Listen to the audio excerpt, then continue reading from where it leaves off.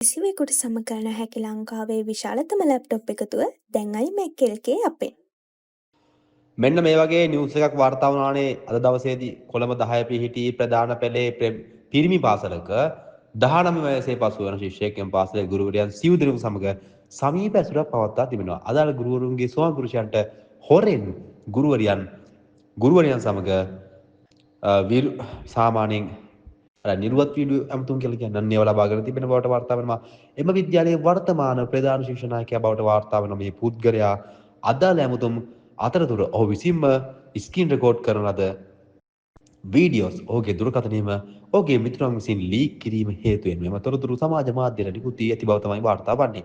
ඉතින් මේ හැම දෙයක්ම වෙලා තියෙන්නේ දැන් චාටර්ලා තියෙන්නේ ගුරුවරයන් 4 දෙනා වෙනත් තැන් වලට මාරු වෙන්න තීරණය කරලලු.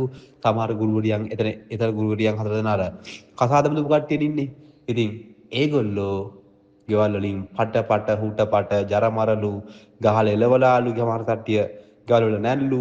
ඉතින් මේ හැම දෙයත් එක්කම ගොඩක් දෙනෙක් කතා බහට ලක් වෙන්නේ මේ දේවල් මෙහෙම කරද්දී හරිද මේ දේවල් මෙහෙම කරද්දී ගුරුවරයන්ගේ ස්වාමි පුරුෂයා කොහොම ඉන්න ඇද්ද කොහොම බලාගෙන ඉන්න ඇද්ද කියලා. ඉතින් මේ ප්‍රධාන සාමාන්‍යයෙන් කොළඹ හොඳ ඉස්කෝලයක් කියලා කියන්නේ මේ කොල්ලට අනිවාර්යෙන් සල්ලි දෙන. මේ කොල්ලගේ දත ගලවන්න තමයි මේ දේවල් කරලා තියෙන කියලා තමයි වාර්තා වන්නේ. තවත් කට්ටිය සමාජ මාධ්‍ය දක්වා තිබුණේ කොහොම හරි මේවා ඉතාමත් මේවට වක් කියන්න ඕනේ අනිවාර්යයෙන්ම ටීවී නාලිකාවල යන දේවල් තමයි බලන්නේ නුවත් අමතුම් වල ඉන්න විදිය ගුරුවරුන් ඉන්න විදිය.